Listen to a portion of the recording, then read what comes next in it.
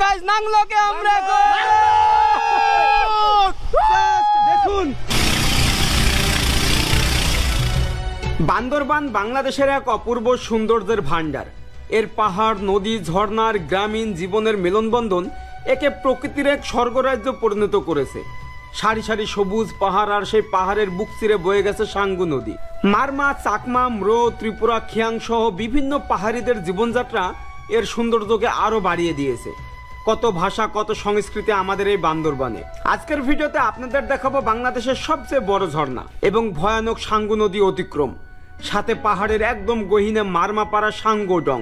সেখানে কিভাবে যাবেন, কোথায় থাকবেন, কি খাবেন, সবকিছুই থাকছে আজকের ভিডিওতে। তাই ভিডিওটি শেয়ার করে সম্পূর্ণ দেখার অনুরোধ রইল।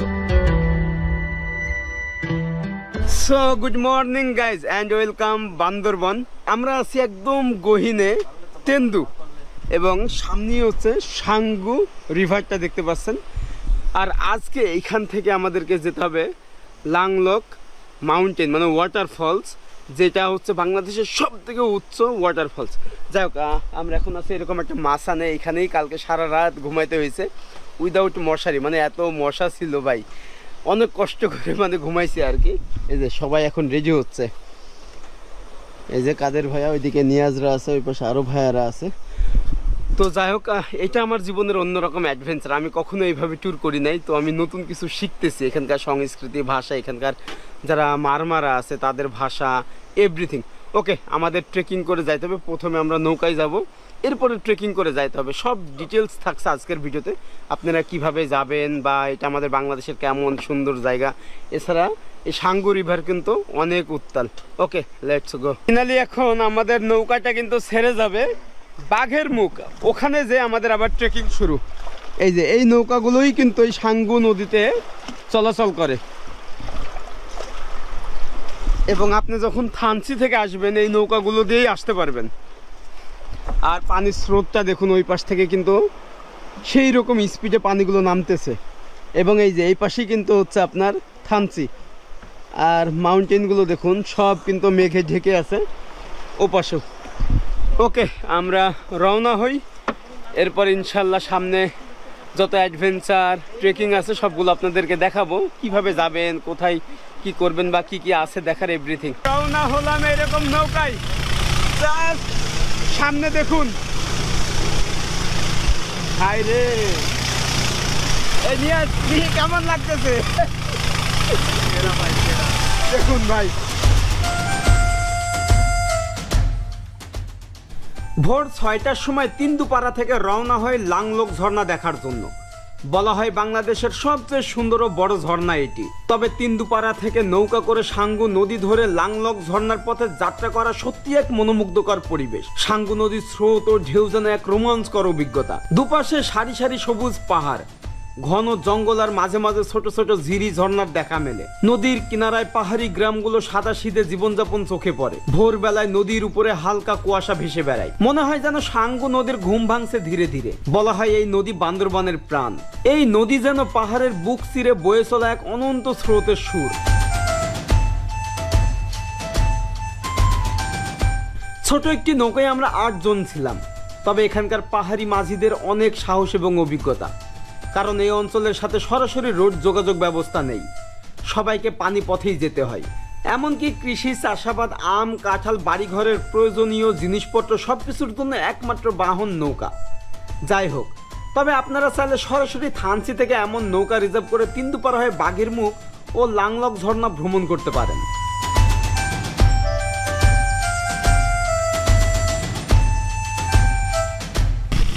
তবে একটা কথা বলি, এখানকার যে লোকাল মানুষেরা আছে পাহাড়ে থেকে আম পেড়ে এরকম নৌকায় করে সাঙ্গু নদী দিয়ে তারা যায় শহরে, মানে থানচির দিকে। তো ঠিক সেই নৌকায় আমরা এখন এই সাঙ্গু নদী থেকে একটা পাড়ায় যাব। এরকম অসংখ্য পাড়া আমরা আজকে দেখব। দেখুন এই আম, আম, এবং এরকম আম পাহাড়ে কোনো রকম ফরমালিন ছাড়াই আমরা সমভূমিতে যে আমগুলো খাই সেগুলো অধিকাংশই কিন্তু ফরমালিন, এখানে কিন্তু পাবেন না। এই যে রাজা পাথর দেখছেন, তবে এটা যদি অন্যান্য দেশে হতো, চায়না বা ইন্ডিয়া অথবা নেপালে, তাহলে এখানে জিপ লাইন করে দিত। কিন্তু আসলে বাংলাদেশ অনেক কিছু আছে, বাট ওইরকম প্রস্তুতিটা নাই।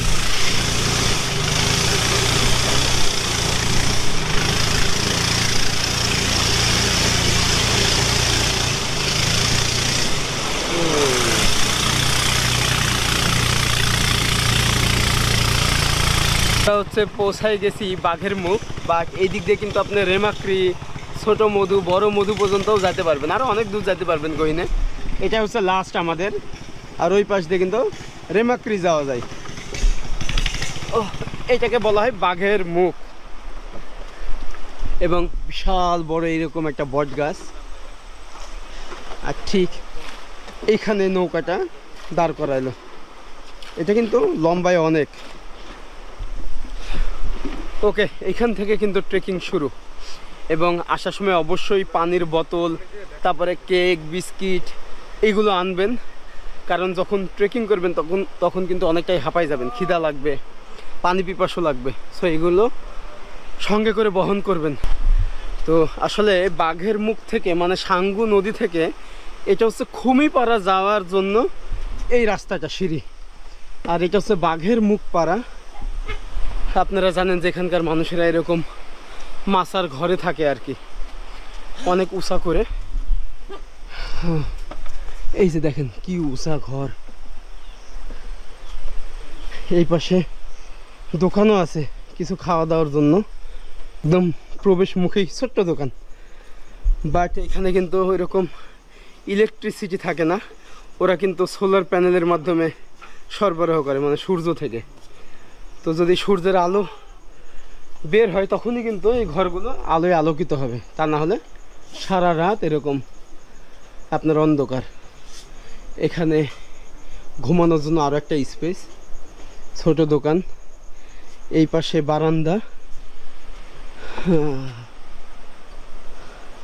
এইদিকে কিন্তু আরও আরেকটা রুমে যাওয়ার রাস্তা। এটা কি? আচ্ছা, আমি একটু রুমটা দেখাই। এই যে এদের রুমটা দেখুন, এটা কিন্তু দারুণ। এই যে সাঙ্গু রিভারটা, এবং এই যে এই মাসার যে রুমগুলো দেখছেন, এখানে এসে অনেকে স্টে করে, 10 জন 15 জন এসে দেখা যাচ্ছে এখানে থাকতে পারবে, কোনো সমস্যা নাই। হয়তো ভাড়া কত, জনপ্রতি 200 টাকা এরকম নিতে পারে। তো আমরা হচ্ছে 6 জন আছি, কালকে রাতে এরকম মাছাই ছিলাম। মাছাটা কিন্তু অনেক বড়। এখানে বালিশ, খাতা এগুলো আছে, উপরে টিন, আর এই পাশে এইরকম একটা ভিউ পয়েন্ট। তো এই যে দেখেন, এটা হচ্ছে সোলারের মাধ্যমে চলতেছে। আপনি যখন আসবেন এখানে সব কিন্তু এরকমই সিস্টেম, কোনো ওই রকম কারেন্টের তার নেই বা খুঁটি নেই যে আপনাকে ওইভাবে ইলেকট্রিসিটি দেবে। তবে এটা হচ্ছে তাদের আইপিএস থাকে, ব্যাটারি থাকে।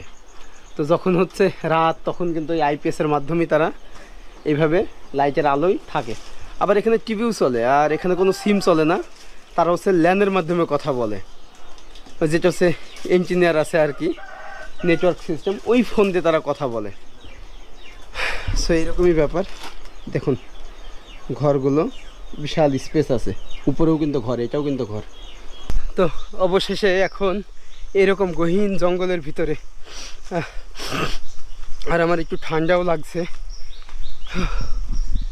দেখুন এইরকম জঙ্গলের ভিতর দিয়ে আমাকে অতিক্রম করতে হবে, এবং আমার সঙ্গীরা সবাই পিছনে পড়ে গেছে।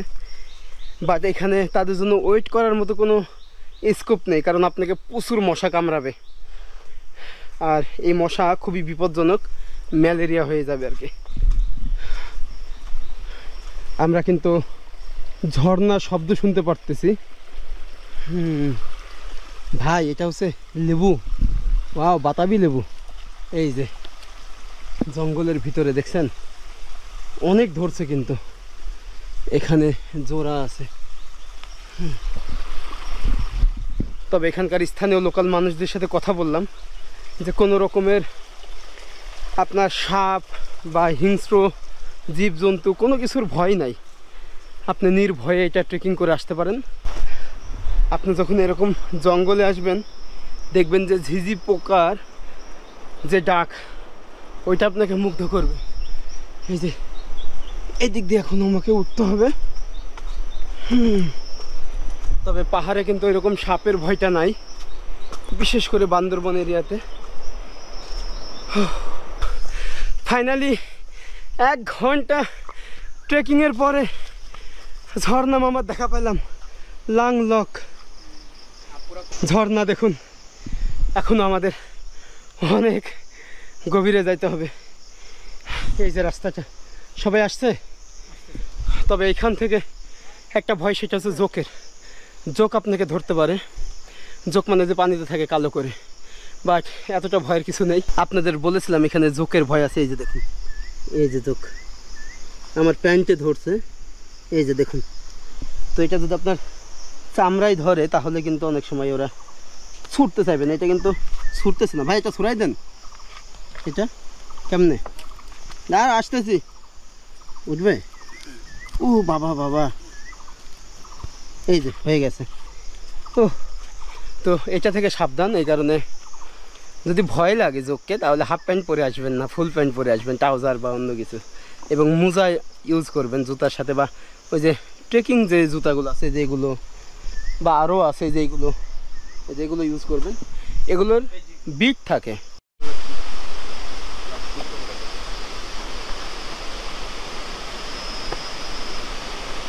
একটা পুরো পাথরের উপরে এই বট গাছটা দেখুন, তার শেকড়।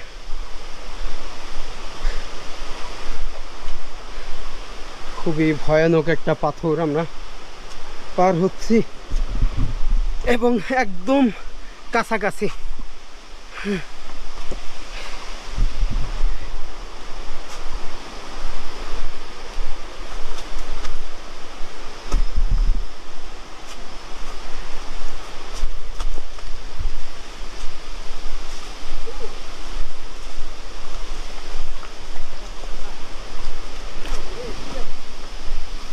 ও ফাইনালি ভাই, আমরা 1 ঘন্টা ট্রেকিং করে দেখুন গাইস নাংলকে আমরা দেখুন, এটা আমাদের বাংলাদেশ। আর ভাই রিফ্লেকশন হচ্ছে, আমরা যে কথা বললাম পাহাড়ের লেগে ওইটা আবার বিপরীত দিকে আসতেছে। এমডি ভিজ, ওয়াও বাদুর। ও বাদুর কত ভাই? চামচিকা না? আমাদের এইভাবেই উঠতে হচ্ছে।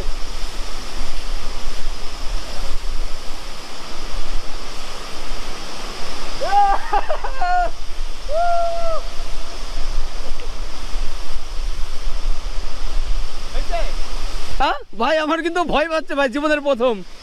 এটা সত্যি দেখি। আল্লাহ কামড়াইছে যে দেখুন,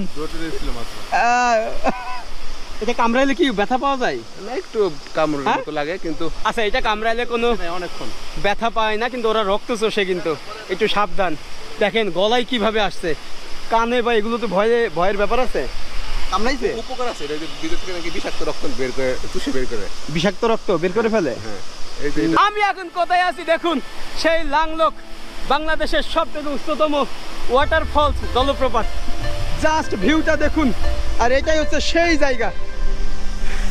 আমি একটু দেখাই, এই যে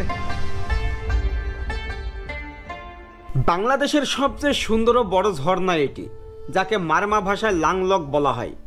লাংলক শব্দের অর্থ বাদুর ঝর্ণা। আসলে এই ঝর্ণার পাশেই রয়েছে বাদুরের গুহা, এজন্যই মারমা ভাষায় লাংলক ঝর্ণা বলা হয়, যার উচ্চতা প্রায় 350 ফিটেরও বেশি। আমরা বাঘের মুখ থেকে প্রায় 50 মিনিট দুর্গম পাহাড়ি পথ ট্রেকিং করে অবশেষে ঝর্ণার দেখা পাই। বর্ষা মৌসুমে এটি হয়ে ওঠে অতুলনীয় সৌন্দর্যের ঝর্ণা। পাহাড়ের বুক চিরে ঝর্ণা নেমে আসে সাদা আঁচলের মতো। দূর থেকে মনে হয় আকাশের মেঘ নেমে এসেছে পৃথিবীতে। একদিকে পাহাড়ের সবুজ, অন্যদিকে আকাশ ভরা সাদা কালো মেঘ, মাঝখানে ছলছল করে বয়ে চলা ঝর্ণার জল। এই তিনের মিলনে তৈরি হয় এক স্বর্গীয় দৃশ্য। কখনো ঝর্ণার ফোঁটা বাতাসে মিশে গিয়ে মেঘ হয়ে ওঠে, আবার কখনো মেঘ ঝর্ণাকে ভিজিয়ে দিয়ে তাকে আরো উজ্জ্বল করে তোলে। সত্যি বলতে আমি বাংলাদেশের সৌন্দর্য এত কাছে থেকে কখনোই উপলব্ধি করতে পারিনি। আমি একটুর জন্যই ভুলে গেছিলাম এটা সত্যি কি আমাদের বাংলাদেশের চিত্র। এত সুন্দর পাহাড়ি পরিবেশ, বন জঙ্গল, ঝর্ণা, আবার পাহাড়ের মাঝখান দিয়ে অজগর সাপের মতো বয়ে গেছে আমাদের সাঙ্গু নদী। খাড়া পাহাড়ের বুক চিরে নেমে আসা দীর্ঘ সাদা পানির ধারা দূর থেকে ঝলমল করে চোখে পড়ে। চারপাশে ঘন সবুজ পাহাড় আর জঙ্গলের অবরণের ঘেরা পরিবেশে ঝর্ণাটি যেন একেবারেই গোপন এক স্বর্গ, যা অনেকের কাছে অজানা হয়ে আছে। আসলে আমাদের বাংলাদেশ কতটা সুন্দর তা দেখতেও জানতে হলে বান্দরবান ভ্রমণ করতেই হবে। যে বান্দরবান ভ্রমণ করেনি তার ভ্রমণ জীবনে অপূর্ণতা থেকেই যাবে। ফাইনালি আমরা রেডি এখন গোসল করার জন্য। এই লাংলক জলপ্রপাত, এবং জাস্ট দেখুন যে এখানে আসার সৌভাগ্য কিন্তু সবার হয় না, আর যাদের হয় তারা কখনো ভোলে না এই জায়গা। আমার জীবনের অন্যরকম সুন্দর একটা জলপ্রপাত। আমি অনেক জলপ্রপাত দেখছি ভাই, কিন্তু নিজের দেশে এরকম ট্রেকিং করে এসে এটা একদম রত্ন ভাই, আমাদের বাংলাদেশের রত্ন। তো আমি এটা পড়ছি, আমার ক্যামেরা ভিজে যাচ্ছে, কারণ ওই যে জলপ্রপাত পড়তেছে ওইটার যে ভাবটা ওইটা এসে আমার ক্যামেরায় লাগতেছে। তো খুব সাবধান। তবে আপনারা যখন আসবেন অবশ্যই এখানে একটু গোসল করবেন, কারণ তাহলে পুরো ট্যুরটা একটা পূর্ণতা পাবে। কি ঠান্ডা ভাই, এই যে ওকে আমি একটা ডুব দিই। কি ঠান্ডা, এবং এটা কিন্তু অনেক বিপদ। এখন একটু পানি কম, বা যদি প্রচন্ড বৃষ্টিপাত হয় এই ক্ষেত্র থেকে আপনার ব্যাগ চাইতে পারবেন, এই কারণে সাবধান। অবশেষে কাপড় চেঞ্জ করে আবার আমাদের হেঁটে যাইতে হবে। যাওয়ার সময় আমাদের সময় অনেক কম লাগবে, আধা ঘন্টা মতো। তবে অবশ্যই আমি বলবো যখন আসবেন এখানে গোসল করবেন, কারণ এই শীতল ঠান্ডা পানি এটার না করলে কিন্তু একটা অপূর্ণতা থেকে যাবে। ঝর্ণা মানেই শুধু দেখা না, গোসল করবেন, একটু ফিল নেবেন, অভিজ্ঞতাটা নেবেন আর কি। এখানে কিন্তু অনেক স্রোত,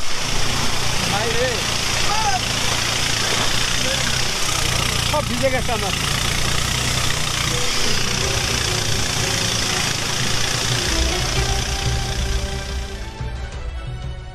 লাংলক ঝর্ণা দেখার পরে আমরা বান্দরবনের গহীনে প্রবেশ করি, কারণ আজকে আর ফিরে যাব না, পাহাড়ের গহীনে রাত্রি যাপন করব। এবং এই গ্রামটি একদমই পাহাড়ের উপরে অবস্থিত, যেখানে যাওয়ার কোনো রাস্তা নেই, কোনো যোগাযোগ ব্যবস্থা নেই, কোনো যানবাহন নেই, একমাত্র পায়ে হেঁটে ছাড়া। আমাদের দুর্গম পাহাড়ি পথ দিয়ে ট্রেকিং করে যেতে হবে। সময় লাগবে 2 থেকে 3 ঘন্টা। পাহাড় থেকে নেমে আসা ঝিরি অতিক্রম করতে হবে। অতিরিক্ত বৃষ্টিপাত হলে এই ঝিরিগুলোই যেন মৃত্যু ফাঁদ হয়ে ওঠে। তখন পানির এতটাই স্রোত থাকে, পার হতে গেলেই মৃত্যু নিশ্চিত। যাই হোক, দুর্গম পাহাড়ি পথ ধরে হাঁটা শুরু করি। চারিপাশে বড় বড় পাহাড় আর ঘন জঙ্গল, আর এই পাহাড়ের উপরে যুগের পর যুগ ধরে বসবাস করে মারমা জনগোষ্ঠীর মানুষেরা, যেই গ্রামের নাম সাঙ্গু ডংপাড়া, যেখানে সাঙ্গু নদী আর পাহাড়ের জাদুময় দৃশ্য মিলেমিশে এক অন্যরূপ রহস্য সৌন্দর্য সৃষ্টি করেছে। তবে যাওয়ার পথটি খুবই বিপজ্জনক। বৃষ্টি হলে এই পথগুলো অনেক পিচ্ছিল হয়ে যায়, তাই অবশ্যই ভালো ট্রেকিং জুতা এবং রেইনকোট, ওয়াটারপ্রুফ ব্যাগ এগুলো সাথে ক্যারি করবেন। ভালো গাইড না হলে এই জঙ্গলের রাস্তা অনেক সময় ভুল হয়ে যায়, তখন সঠিক গন্তব্য পৌঁছানো অনেক কঠিন হয়। তবে এই পথ যতটাই বিপজ্জনক ততটাই রোমাঞ্চকর। আমি এর আগে কখনো এমন দুর্গম পাহাড়ি পথ অতিক্রম করিনি, কিন্তু বারবার মনে হচ্ছিল এই পাহাড়ি মানুষের জীবনযাপন কতটা কঠিন হতে পারে। এমন দুর্গম পাহাড়ে তারা বসবাস করে।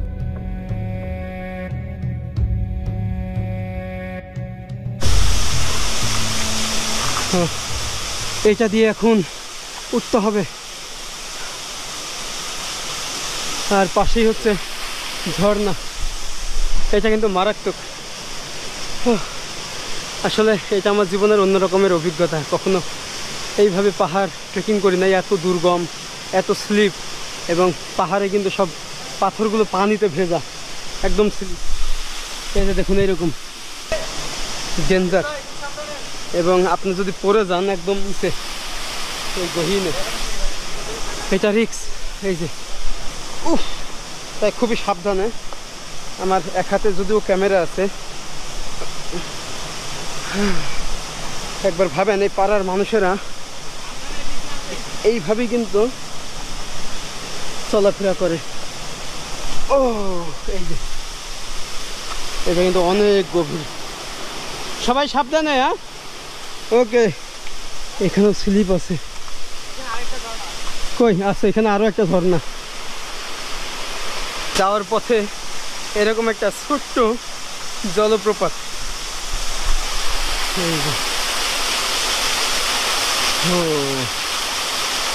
ঝিরি থেকে পানি ওরা উপরে বাঁশের নালা দিয়ে একদম যেখানে স্বচ্ছ পানি বের হয় ওখান থেকে তারা পানি সংগ্রহ করেই, আর বিশেষ করে তারা সারা বছরের পানি এখান থেকেই সংগ্রহ করে। এখান থেকেই করে, পাইপ দিয়ে দেয়, ওই পাইপ দিয়ে তাদের পাড়া চলে যায় পানি। এবং আমি এটা দিয়ে 3টা ঝিরি পার হচ্ছে। এটা স্রোত কিন্তু অনেক বেশি, তবে ঠিক এরকম ঝিরি পার হওয়ার সময় কিন্তু অনেকে মারা যায়। আপনারা শুনেছেন যে এরকম নিউজও হয়েছে বান্দরবনে ঝিরি পার হইতে গিয়ে। তো আসলে ওই সময় কি হয়, প্রচণ্ড বৃষ্টিপাতে পানি জমে থাকে পাহাড়ে। যখন একবারে পানিগুলো নেমে যায় তখন কিন্তু এর স্রোত দ্বিগুণ হয়ে যায়, এবং আপনি যদি পার হইতে যান এটা আপনার ভুল সিদ্ধান্ত। তাই কখনো ঝিরি পার হওয়ার সময় অসচেতনতা থাকা যাবে না, আপনাকে সচেতন হইতে হবে এবং পানির স্রোত দেখে আপনাকে পার হইতে হবে। তা না হলে সামান্য ভুলের কারণে আপনি মারা যেতে পারেন।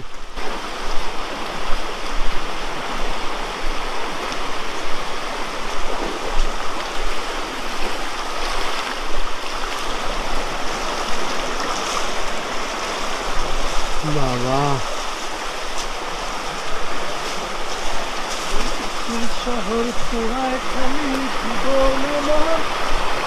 এটা কিন্তু দারুণ। এবং এই ঝিরিগুলো থেকেই কিন্তু এই অঞ্চলের মানুষেরা, পাহাড়ি মানুষেরা পানি সংগ্রহ করে। এইটা কিন্তু অনেক সুন্দর।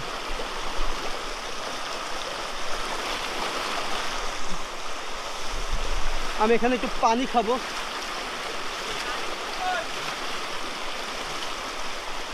পানিগুলো একদম পরিষ্কার, আজকে দেখুন। হ্যাঁ, গোসল করি। আমি শেষ। কি হলো, তুমি আল্লাহকে ডাকতেছো কেন? আল্লাহকে তো সবসময় ডাকতেই হবে, কিন্তু আজকে আমি পুরো শেষ। কেন? 2 ঘন্টা এরকম খাড়া পাহাড় ট্রেকিং করছি। এইটা একদম খাড়া, পুরো খাড়া, পুরো এরকম, মানে একবার যদি মাথা ঘুরে পড়ে যায় তাহলে আমি একদম নিচে পড়ে যাব। খুবই রিস্ক ভাই, এগুলো আমি বলবো যাদের অভিজ্ঞতা ছাড়া কেউ আসবেন না, এবং এত রিস্ক নেওয়ার দরকার নাই। তবে হ্যাঁ, পাহাড়ের নেশা যার আছে তার অন্য কোনো নেশা থাকবে না। এই জন্য আমরা পাহাড় ভালোবাসি, অবশ্যই পাহাড় দেখতে হবে। ও গড, আমরা 2 ঘন্টা, প্রায় 3 ঘন্টা ট্রেকিং করে পাহাড়ের সর্বোচ্চ উঁচাই এই পাড়াতে পৌঁছাইলাম। একবার ভাবেন তাহলে, এই যে দেখুন সর্বোচ্চ উপরে, এটা 1200 ফিট উপরে, মানে 1200 ফিট উপরে এই পাড়াটা। তো এখানে আমরা খাওয়া দাওয়া করবো, এরপরে আজকে রাতটা এখানে স্টে করব। তো কালকে আবার আমরা এক্সিট হয়ে যাব এই পাড়া থেকে। এবং এটা একদম গহীনে, এখানে ট্যুরিস্টদের ওইভাবে আনাগোনা নেই বা আসে না, একটু সমস্যা আছে। তো আপনারা এখানে আসার প্রয়োজন নেই, আমরা কিছু লোকাল মানুষের সাথে পরিচিত আছে যার কারণে আসছি। এই যে ঘর, এই যে পাড়াটা দেখুন। এরকম একটা রুমে আমি পানি খাবো এখন। পানি, কেমন আছেন? ভালো আছেন? এটা পাহাড়ের সর্বোচ্চ উপরে। হ্যাঁ,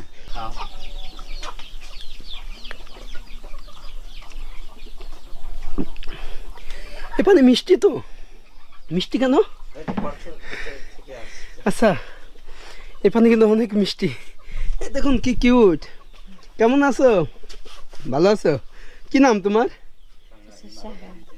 ওয়াও, এই পাহাড়ের উপরে থাকে, ও কত সুন্দর দেখতে।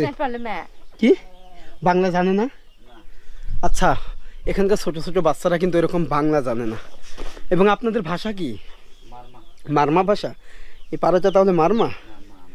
ও, আপনারা তো এখন মাছ মাংস খাইতে পারবেন না? না না, আপনাদের না সেই একটা ফেস্টিভ্যাল চলতেছে, ওই যে 3 মাস থাকবে, এরপর ফানুস উড়াবেন। ওয়া ওয়া বলা হয়, ওয়া। তো ওইটা রানিং চলতেছে। আচ্ছা, প্রত্যেক বছরে 3 মাস।